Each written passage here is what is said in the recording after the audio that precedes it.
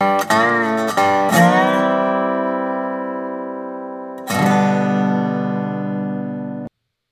morning, everybody, and welcome to Coffee with Craig, where we talk about all things firearms policy, politics, culture, media, you name it.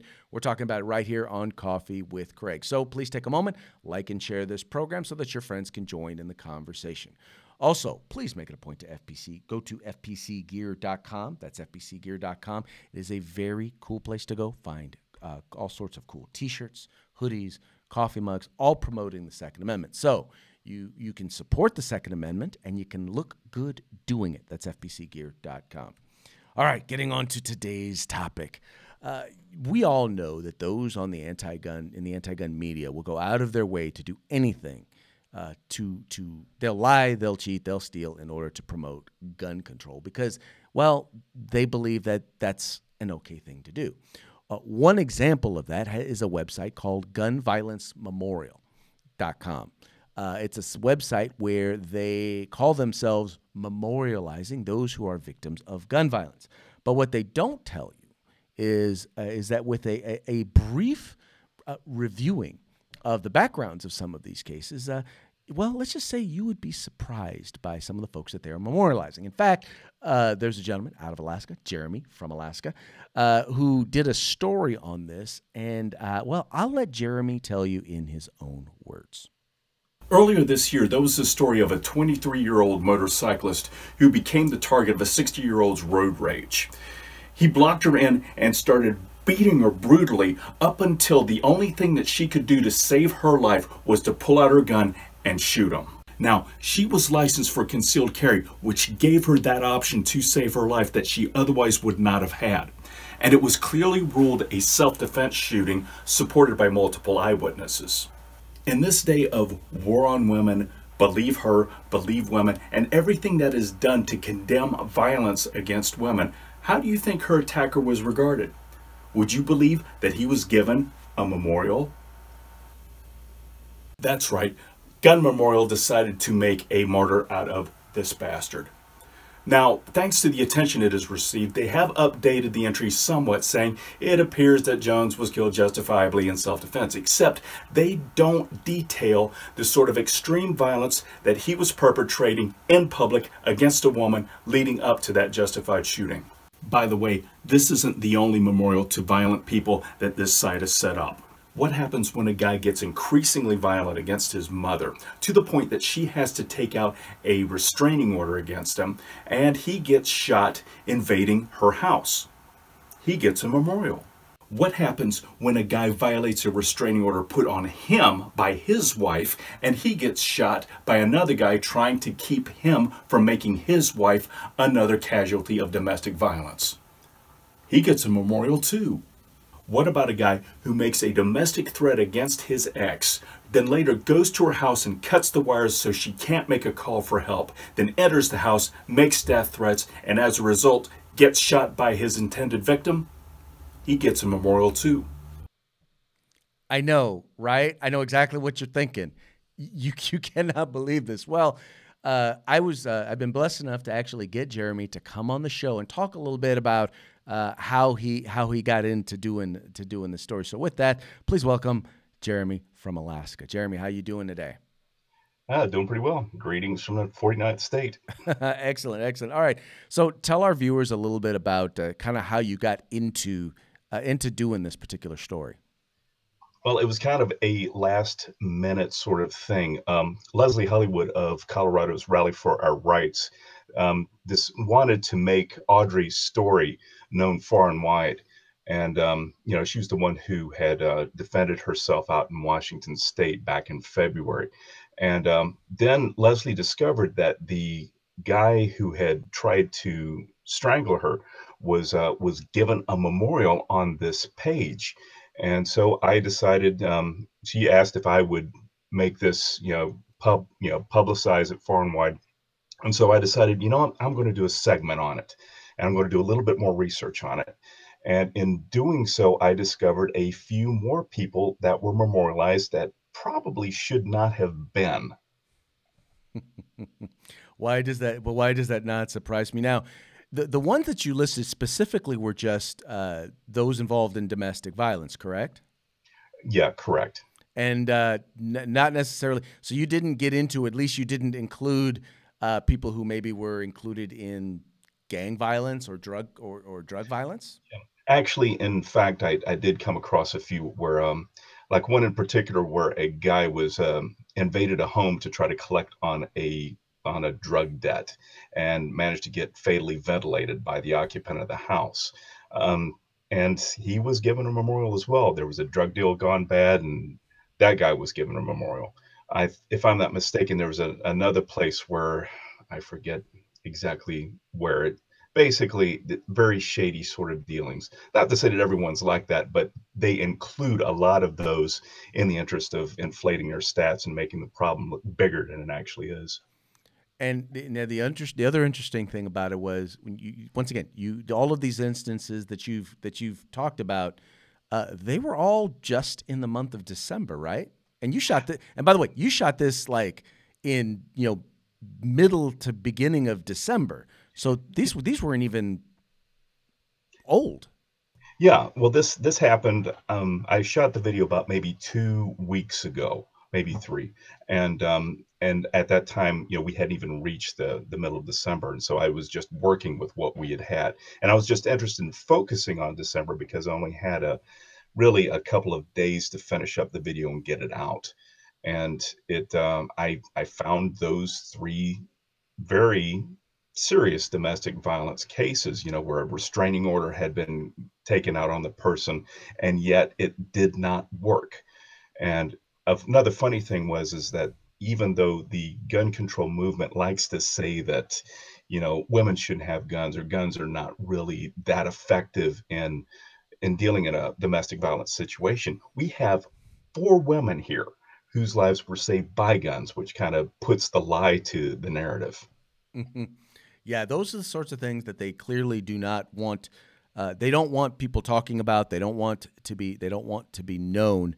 Uh, and once again, going back now, I know that at least the main story that you talked about, the guy's page has actually been pulled down. How about any of these other? I didn't research any of the other names. Are any of those pages, those memorials, still up as well? Yeah, thankfully, the what's his name? The fellow, I'm not even going to try to remember his name. The guy who tried to kill Aubrey Bolin in a fit of road rage. But the others, when I went back over them, I noticed that they were not taken down. Let me back up just a little bit here. Audrey's attacker, so much attention was given to his page that it was taken down. Matter of fact, it was taken down right in the middle of doing production for that video. So I would have to say it's a plus for Rally for Our Rights for really drawing attention to it and making something of a change, trying to get them to be a little bit honest. But as for the other ones, to the best of my knowledge, those have not been taken down. And to this may be a shocker, it may be not, but there have been about two or three more that have happened since then that were very similar situations. And interestingly enough, you would think that they would take some time and actually go through and pay attention. You would think that, okay, they want this to be as legitimate as possible. And if they wanted it to seem legitimate, that they would actually do a little bit of vetting on some of these situations before they actually put them up. I mean, one would think. One would think, at least, but like I said, intellectual honesty tends to be in very short supply on the gun control side. I'm not saying that necessarily as a slam. Well, maybe partially I am, but it's really kind of a call for them to be more honest. I mean, people are not going to take them seriously if they're going to pull this kind of craziness. If they're, if they're really wanting to promote their cause, they're just saying, well, they're just trying to push an agenda based solely on emotion, not necessarily on reality, and they're ignoring a lot of the caveats that go along with the propaganda that they're trying to push. Well, and it helps them when the mainstream media and many of the politicians don't hold them accountable, when they actually encourage them to tell mistruths, or to in some cases out and outright lie, or to not tell the whole story. It creates a narrative where oftentimes when we talk about, we want to have this conversation about gun violence, we have to say, look, if we're going to have this conversation, then we have to be honest and we have to tell the truth. But then they don't want to tell the truth, and it's 9 times you go into it and you realize you're both dealing with two very separate foundations of facts and information. And for us, it's facts. For them, it's propaganda. And you can't even get them to just take the time to educate themselves before they're even willing to have the conversation. Well, in all fairness, we do want common ground. We want to reduce gun violence, such as it is. We want to address suicide. We want to address people getting murdered and so on. Just the methodology that we choose is vastly different. They believe in taking away rights. They think if you take away the toys, and they won't be able to do anything. Except that even in your state, in California, they managed to kill a lot of people without guns. And yeah, which is kind of interesting. They'll focus on well, California's got such a low rate of gun violence or murder and so on and everything. Well, historically speaking, Alaska has had a much lower rate than California, at least over the last 10, 12 years or so on. It's something they don't like looking at, and so they'll try to bloat it with other things. We've got a suicide problem here, at least in terms of rate. But even then, that is not a very impressive number. We lose fewer people to murders, suicides, and so on than the state of Massachusetts. And, as you remember, Elizabeth Warren liked boasting about how her state had the lowest, gun violence rate in the entire country. But they don't like saying what those rates mean. That's a little bit of statistical sleight of hand that they like Well, to play with. and what they'll do is literally they'll jump from one statistic to another and Exactly. try and act like it's all the same, but it's not. I mean, and then on top of it, some of the things that they won't tell you about, excuse me, in particular about gun violence in California is if you focus specifically on many of the urban communities, you'll find that gun violence is actually much higher than in many of the rural communities here in the state of California. So you actually don't even get a real picture of what gun violence looks like in the state of California. Right. That's something that Thomas Sowell had pointed out a couple of years ago. He's one of my favorite economists. He was saying that a lot of people, they don't realize that the majority of your gun-related murders are happening in places where guns are actually relatively scarce in your urban areas, whereas we have your higher rates of gun ownership in the rural areas, and gun violence is very, very, it's at a lower level, at least in terms of murder rate or Well, murders. I like to say that the difference is not in some of those communities. It's not so much that gun ownership is low; it's legal gun ownership is low. Exactly.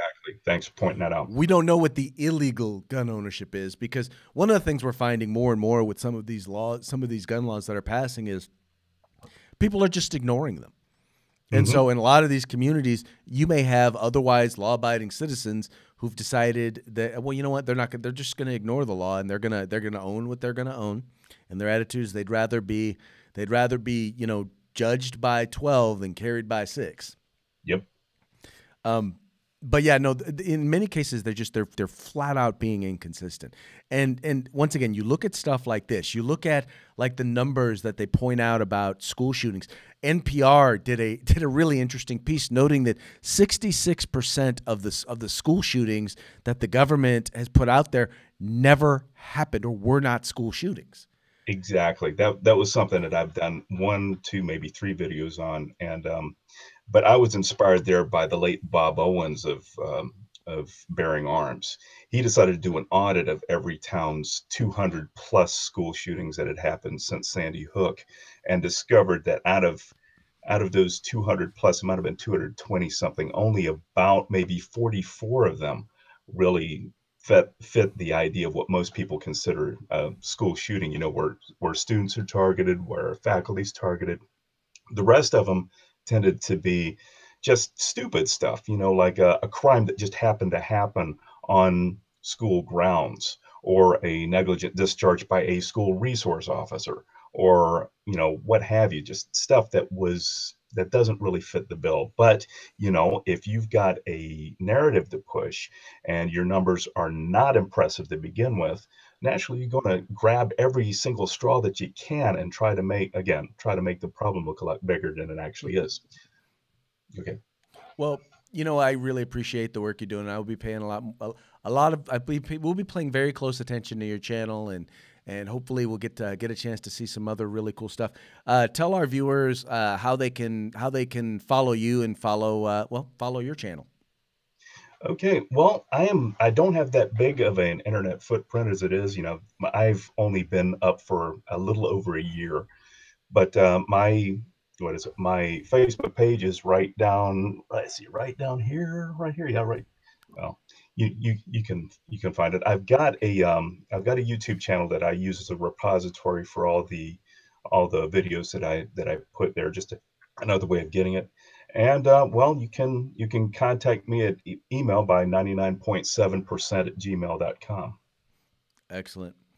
Jeremy, once again, thank you so much for what you're doing. Thank you so much for your program. I Hey, want you hey, to know, first of all, let me thank you right here for being like a voice of reason out in your state and everything. In my state, you know, very gun friendly, you know, we're constitutional carry and everything like that. It's very easy for me to exercise my rights, but you've got much more of an uphill battle than I do. So I appreciate everything you do. well, thank you so very much, and we'll look forward to having you on the program again in the future. Okay. All right, everybody, that is Jeremy from Alaska. Check him out. Check him out. Check him out at Here's What's Missing. All right, folks. Well, that's going to be it for today's Coffee with Craig. Thank you so much for tuning in. Thank you so much for taking the time to like and share this program so that your friends can join in the conversation. And thank you for telling them about the Firearms Policy Coalition. We are the home in the fight for civil rights. Got to use them or you're going to lose them. You guys take care.